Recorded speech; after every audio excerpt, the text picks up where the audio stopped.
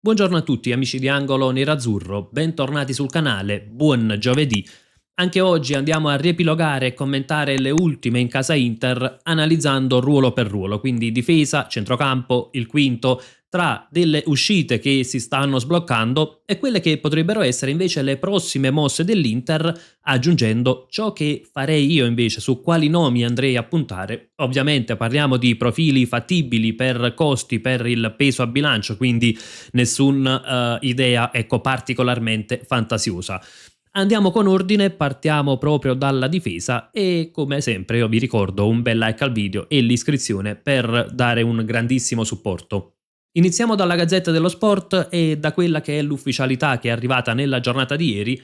Bissek 2031, Stones sbarca oggi. L'ingaggio del tedesco sale a 3 milioni l'anno, l'ex City alle visite mediche e poi la firma sul biennale. E naturalmente il giorno di John Stones che arriva a Milano, come abbiamo appena letto, visite mediche e firma. C'è stato però anche l'annuncio ufficiale del rinnovo di Bissek e andiamo a vedere anche il nuovo costo a bilancio di Bissek. Per quanto riguarda il valore, parliamo sempre del valore a bilancio, quindi non del valore del cartellino, ma quanto è il valore registrato.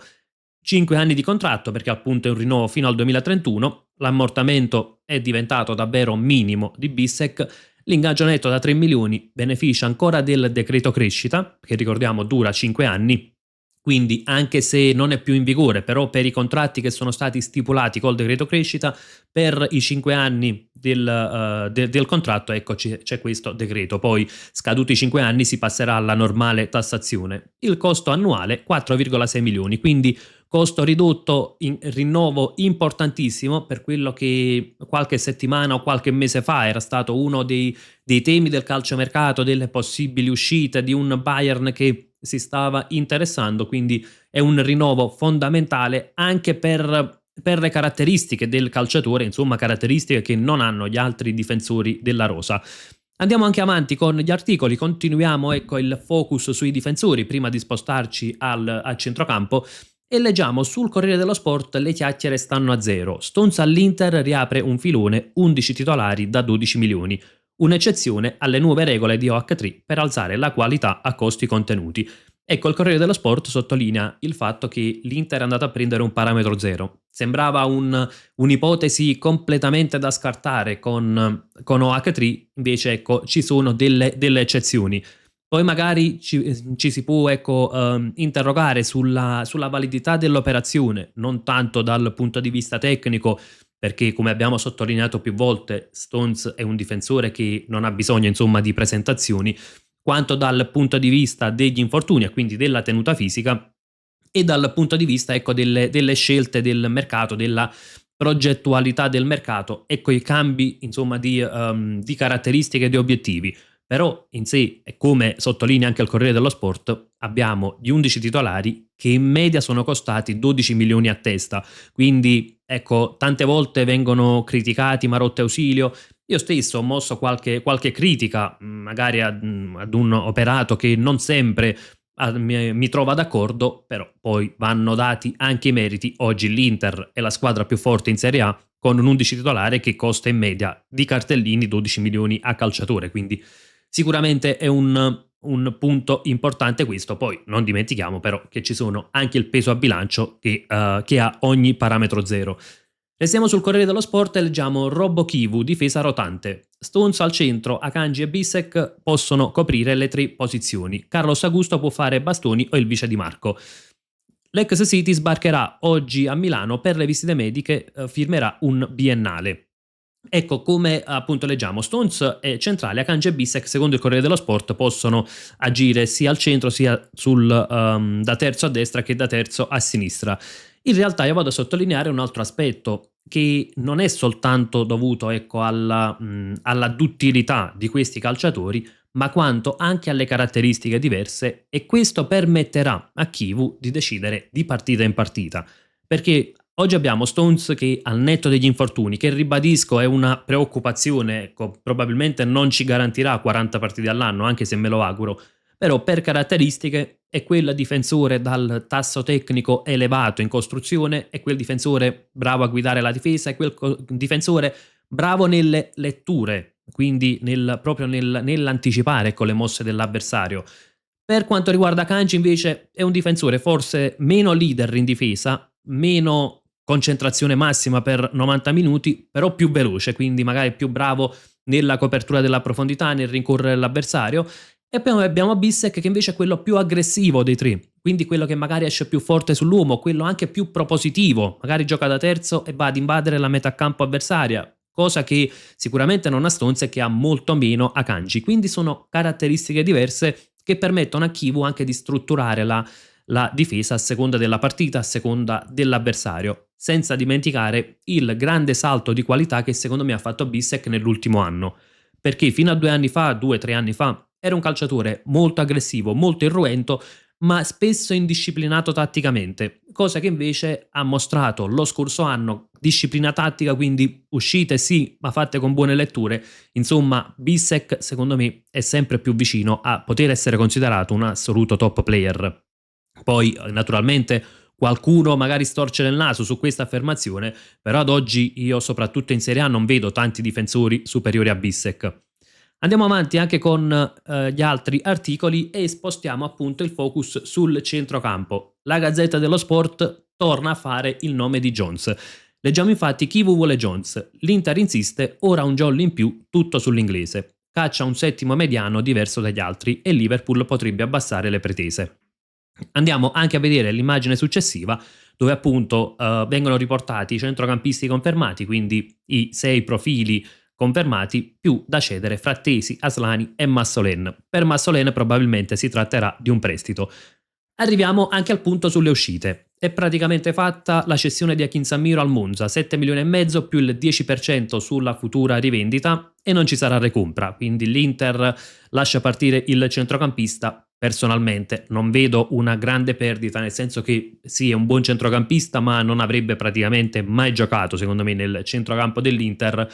Non è quel centrocampista che può alzare il tasso tecnico della rosa, quindi mi trova assolutamente d'accordo la cessione. Capitolo Aslani: l'Inter ha comunicato al calciatore che non fa parte del progetto, quindi si cerca a tutti i costi una cessione. Anche se non dovesse arrivare questa cessione, Aslani comunque sarebbe praticamente fuori rosa all'Inter. Discorso diverso per esempio rispetto a Pavard, perché su Pavard se l'Inter non riesce a cederlo ovviamente lo utilizzerà, perché è un discorso diverso. In primis perché tecnicamente ovviamente Pavard può dare qualcosa all'Inter. Se tornassi il Pavard dell'anno della seconda stella potrebbe dare tanto all'Inter. Aslani è già tecnicamente che convince poco o nulla. E poi c'è il peso a bilancio, magari l'Inter può permettersi di tenere fuori rosa Aslani, che costa comunque circa 5 milioni praticamente. Ecco, questo è il costo di Aslani, 5,2 milioni il costo annuale. Non può permettersi di tenere fuori Pavard, che comunque ha un costo praticamente di 13 milioni. Capitolo invece Frattesi, e anche su di lui inizia a muoversi qualcosa tra Italia ed estero. L'aveva riportato anche il suo agente due giorni fa, però non c'è un'offerta imminente, quindi l'Inter cerca di cedere Frattesi, non è ovviamente fuori dal progetto, magari non è stato messo in disparte come Aslani. Non c'è un'offerta imminente, però qualcosa inizia a muoversi sulla cessione di Frattesi. E qui arriviamo al punto. Ecco perché si torna a parlare di Jones nel momento in cui l'Inter dovesse cedere Frattesi e Aslani. Quindi su Massolen, ripeto, probabilmente si farà un discorso per il prestito e c'era il Monza che aveva chiesto anche Massolen. Per gli altri due si parla di cessioni. L'Inter quindi libererebbe spazio dal punto di vista numerico a centrocampo e spazio a bilancio e potrebbe andare a puntare su Jones, tenendo ancora in secondo piano il discorso del quinto, che in realtà secondo me avrebbe bisogno di una maggiore priorità. E non è semplicemente per il fatto che l'Inter non ha un profilo, non ha identificato un profilo adeguato dopo Calaili. Secondo me potrebbe essere un discorso legato ad un altro aspetto, quale che Diouf magari in ritiro sta facendo vedere dei progressi nel ruolo d'esterno. Diouf ha fatto bene nell'amichevole e quindi cosa si potrebbe cercare? Di valorizzare il francese, di valorizzare l'investimento fatto lo scorso anno. Perché se dovesse arrivare un quinto che sia da 25, 30, 35 milioni, automaticamente sarebbe lui il titolare. Per Diouf si ridurrebbe lo spazio, senza dimenticare che c'è ancora Luis Enrique.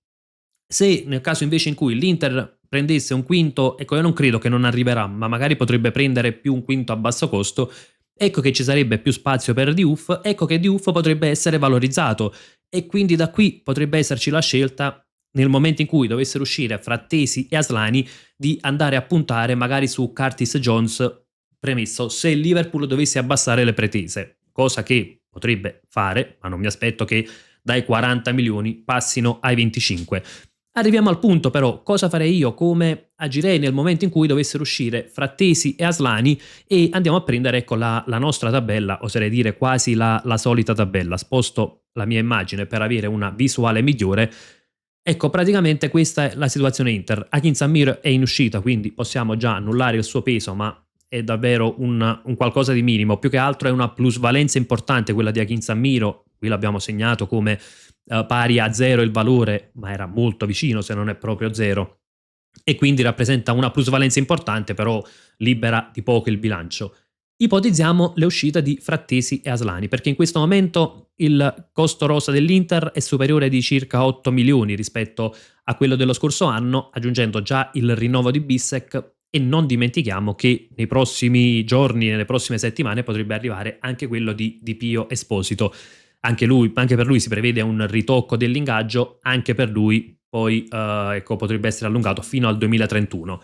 Arriviamo al punto, nel momento in cui l'Inter dovesse cedere Frattesi e Aslani, e penso sia solo quello il momento in cui l'Inter poi potrebbe pensare di fare un investimento importante, perché in caso non dovessero essere ceduti forse arriverebbe solo un quinto a basso costo, nel momento in cui dovesse cedere Frattesi e Aslani, e da qui come detto passa gran parte del mercato, ecco che avrebbe liberato spazio a bilancio.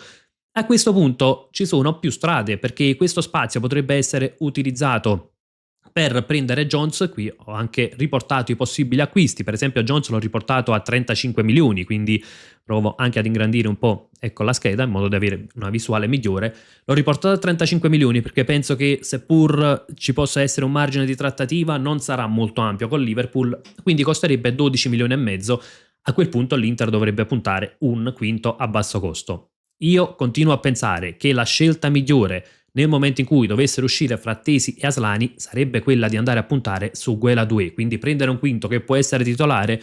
Poi per Diouf le possibilità ci saranno, perché se io ho Doué e Diouf su quella corsia esterna, comunque avrà le sue chance, comunque avrà modo di mettersi in mostra, comunque giocherà tante partite, però ho bisogno in primis di un quinto che mi dia sicurezza e che sia anche un po' più difensivo rispetto a Diouf, che mi dia ecco, quella sicurezza anche dal punto di vista proprio della fase di non possesso, che potrebbe essere uno dei principali punti deboli di Diouf, perché se magari nel creare scompiglio è bravo, nella fase di non possesso può avere qualche difficoltà in più. Nel momento in cui io aggiungessi, per esempio, Doué, avrei sì un peso, un costo rosa superiore di circa 4 milioni, quindi non parliamo di un qualcosa che stravolge i piani dell'Inter. Qui Doué l'ho calcolato a 42 milioni, quindi un costo che secondo me potrebbe essere anche leggermente più basso. E avrei praticamente sistemato la rosa perché io faccio uscire Frattesi Aslani. Secondo me non ho necessità di intervenire a centrocampo. Perché dico questo? Perché Jones sì, mi aumenterebbe il tasso tecnico, non ho dubbi, porterebbe comunque un'intensità da Premier, è un calciatore comunque tecnicamente valido che sa fare le due fasi, è un calciatore molto valido Curtis Jones.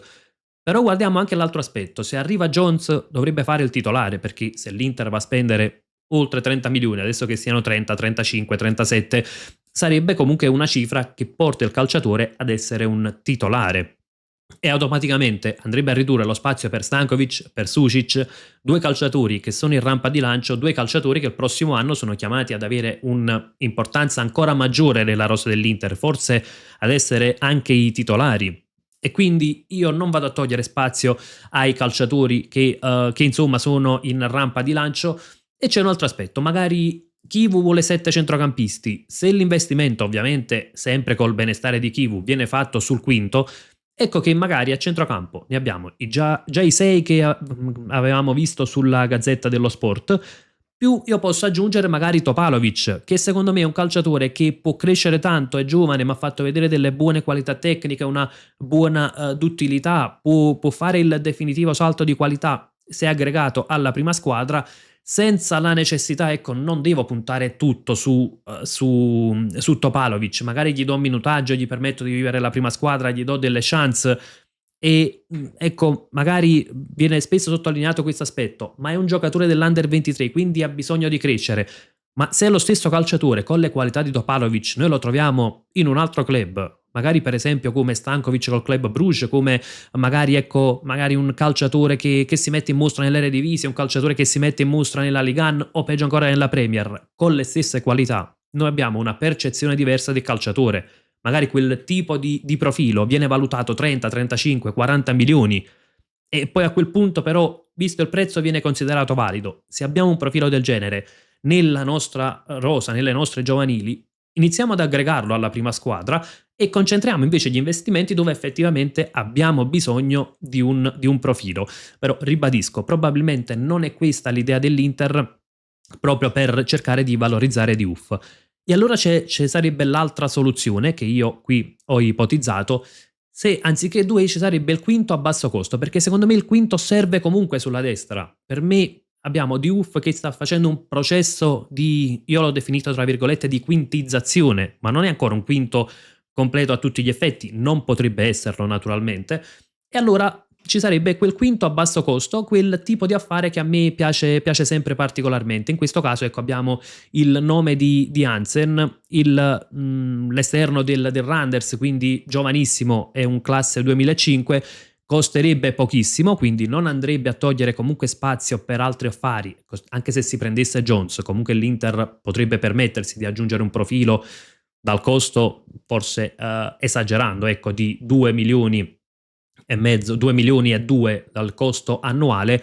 e quindi insomma sarebbe comunque un profilo secondo me molto interessante, simile fisicamente a Doué, è un profilo, ecco, se abbiamo anche la scheda di Hansen, è un profilo comunque che è più difensivo, più fisico, meno esplosività di Doué, però comunque è fisico e quindi potrebbe essere anche complementare con Diouf. È un calciatore rapido che può attaccare la profondità, forse poco incisivo dal punto di vista offensivo, lì andrebbe migliorato quantomeno per quanto riguarda, ecco, gli assist, seppur gli assist attesi non sono pochissimi, però ecco è quel tipo di profilo magari a basso costo che però può fare il quinto e quindi può permettermi di andare a colmare quello che manca nella rosa. A quel punto, ecco, poi si potrebbe pensare di inserire anche Curtis Jones, però fermo restando che secondo me sì, aumenta il tasso tecnico, ma sarebbe un in più in questo momento Curtis Jones. Non punterei, ecco, non lo vedrei come una priorità.